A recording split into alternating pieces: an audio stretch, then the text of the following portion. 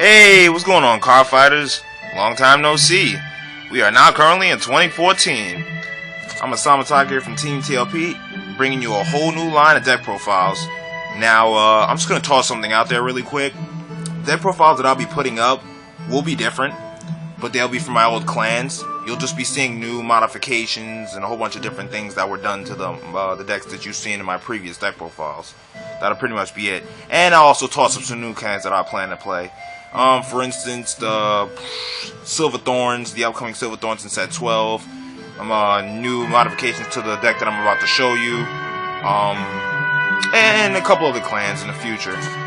With all of that said and done, I'm going to explain what I have here. Now, as you can see, the card on my starter for that matter is Greedy Hand. He's a Dark Irregular, and with that said, I'll be explaining what my Dark Irregular clan is. Now, this deck, it's pretty solid. It has a base run, I guess you can say, of Elder Rose, but it also has plenty of different backups. So, I guess you could say it has a main focus. I couldn't really say, because, I've experimented with this deck numerous times, and, I've come to many different conclusions on what this deck technically runs off of. But, I'm guessing, logically, whichever grade 3 unit you run on more, technically that's what your main focus is. I'm guessing that's what the logical conclusion is. So, I'm guessing Elder Rose would be my main. With all that said and done, I'll explain my deck. Alright, number one, as I said before, you have my Greedy Hand. Greedy Hand skill is, it's an act.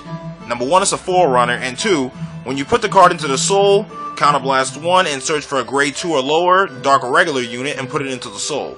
That's pretty much the skill. Now you have my grade 1s. First, I have a Perfect Guard. I don't run many copies of them because, it was sort of kind of a struggle to get a Perfect Guard out here. And one of my very close friends, Blaze, who happens to be on our team, was nice enough to give me one of his only Dark Irregular Perfect Guards. So as of right now, I run one of them. I run about one. So sometime in the future, I'll run more than one copy. Next, I run 2 copies of, what is this, Courting Succubus. Courting Succubus' skill is, when this unit is boosting a Vanguard, when you get a hit confirm, you can soul charge 1. Courting Succubus' skill is actually really good. Because, say for instance, you have Blue Dust on the field, and you have Courting Succubus supporting it. If Blue Dust gets a hit confirm, he can soul charge 1 with his skill. And then Courting Succubus is the same thing. When she's boosting a Vanguard, she also soul charges 1 when you get a hit confirm. So at that point in time, you're soul charging 2 cards in one turn, which is actually really good. That's why I like it.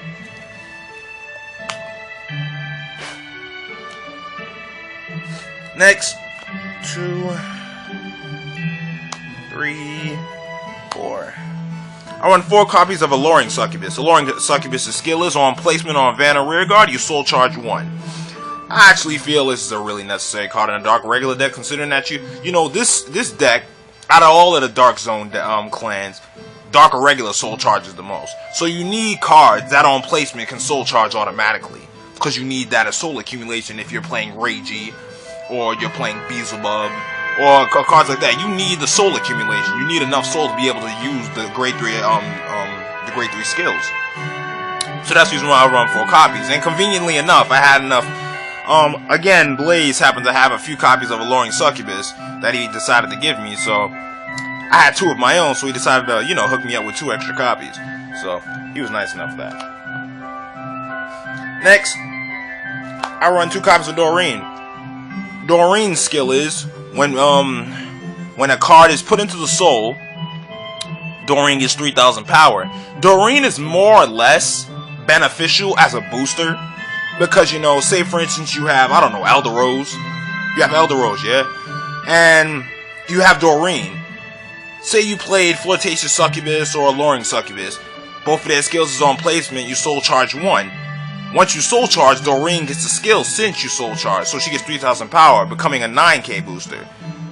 I mean, there's nothing wrong with Doreen being on top row, but do you really want to lose Doreen? Let's be honest here, I don't think you want to lose Doreen as a unit. You want to keep her, and on top of that, you want to have her as a booster, because she's good as a booster if you're constantly soul charging every turn. Especially, say for instance, you have Demon Eater. Demon Eater's skill is she's a Mega Blast. And her second skill, Mega Blast, or first skill, is each time you soul charge within every main phase, she gets 2,000 power. So if you have Doreen's skill, as I said before, is that with every soul charge, she gets 3,000 power. So with Demon Eater, she becomes a 12k with the soul charge, and with Doreen's skill having soul charge, she gets 3,000 power. So you're swinging in for 21 every turn, no cost, except your soul charging. So it's actually really good. That's the reason why I have Doreen in here. And yes, I have 2 copies of Demon Eater, just to put out there ahead of time. And lastly, I have 4 copies of Amon, the grade 1 Amon. Amon's skill is, when you have 6 or more cards in Soul, Amon becomes a 9k booster, or a 9k unit.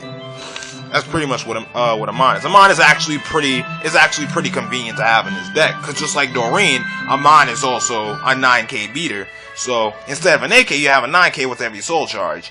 Once you automatically have 6 cards in Soul, it becomes a 9k forever. So it doesn't change.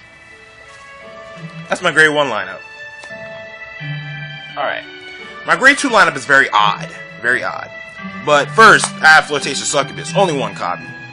Because again, apparently Blaze, he had a Flirtatious Succubus by chance and he decided to give it to me. Since it's an on placement to soul charge 1 unit, I decided to take it.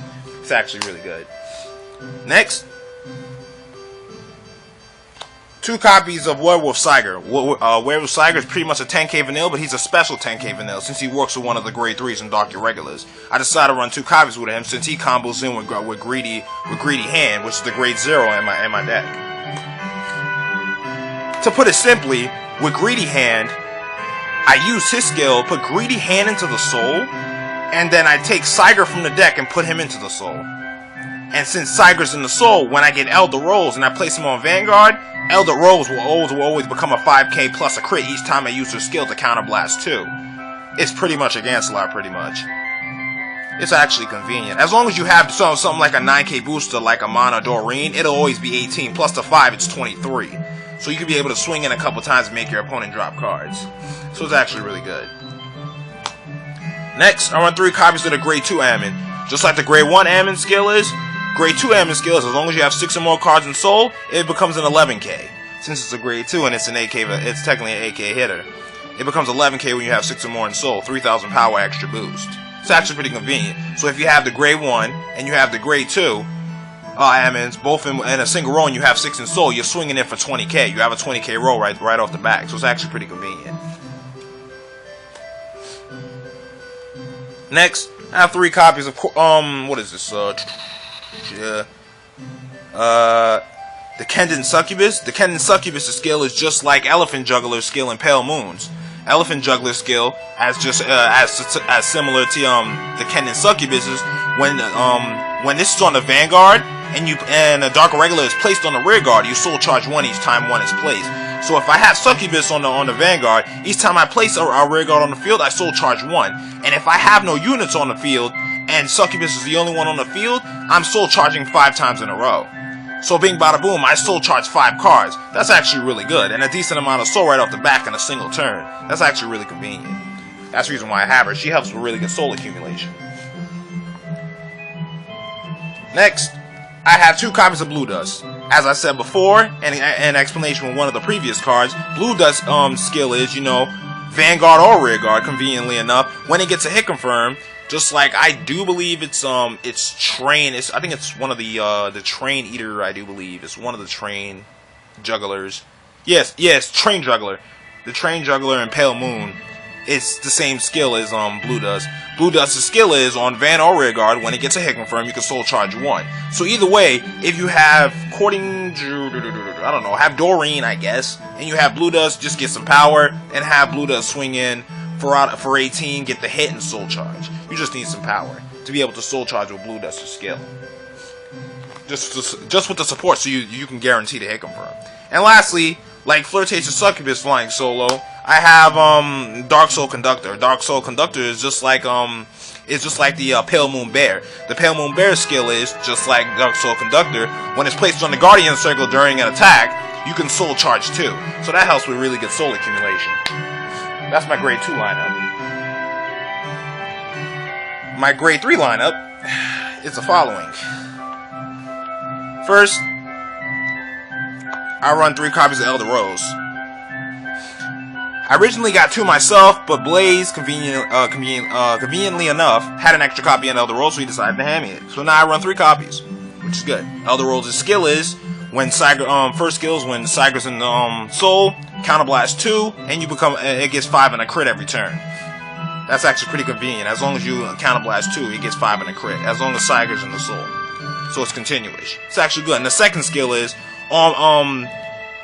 at the beginning, at the beginning of your turn, I'm guessing, you can reveal this card to your opponent, put it on the top of the deck, and take out a Sagar and put it into your hand, which is convenient. So say, for instance, you don't have a grade 2 in your hand and you're technically grade locked. Elder Roll solves that problem. Sure, let's say for instance you had an extra grade 3, but it's not a grade 3 you wanted to ride, but you had Elder Rose in your hand, but you wanted to use her skill. Fine, you need a grade 2 and you haven't pulled one in a couple turns, or on a turn after your grade 1, just use Elder Rose's skill and pull a grade 2 Sagar. And then if you conveniently get an Elder Rose sometime in the middle of the game, just put Elder Rose on top. And then you have Sagar and Elder Rose as the combo. Counterblast 2 and get the 5 in the crit. So at some point in time, Elder Rose is going to combo into it. So it's actually convenient. That's the reason why she's such a good card.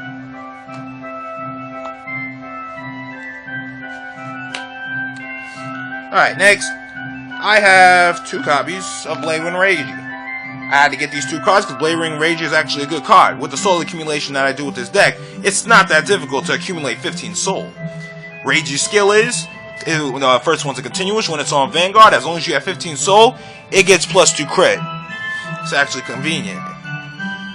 Which actually, having +2 crit is actually really dangerous. To get hit with that, what is that, 3 damage? 3 or 2 damage? That's actually pretty crazy. And then the second skill is when it's placed on the Vanguard, whatever card that you have on the rear guard, you can pull. You can take at least up to 3 copies from your deck and put it into your soul. So that helps to really get soul accumulation for Rage's skill. That's the reason why Rage is such a good card. Next, another flying solo card is Beelzebub. Beelzebub's skill is as long as you have 8 or more. It's just like Mistress Hurricane from Pale Moon. If you have 8 or more inside Soul, Beelzebub becomes and stays an 11k. So that's actually convenient. And the second skill is when Beelzebub attacks, you can counterblast 2 and choose up to 2. And you have 6 or more in Soul, you counterblast 2, and by paying the cost, you can choose up to 2 of your Dark Irregular units in the rear guards, and they get 3,000 power. So if you want to hit for 20k rolls, but you only hit it for 18 or 19. Just be like, alright, fine, use Beelzebub's skill. Have 6 or more in Soul. I could just counterblast 2 and get the 3,000 power, so I make 20k rolls or probably higher, 21 or 22. That's why Beelzebub is convenient. And it's only 2 counterblasts, so it's not that heavy.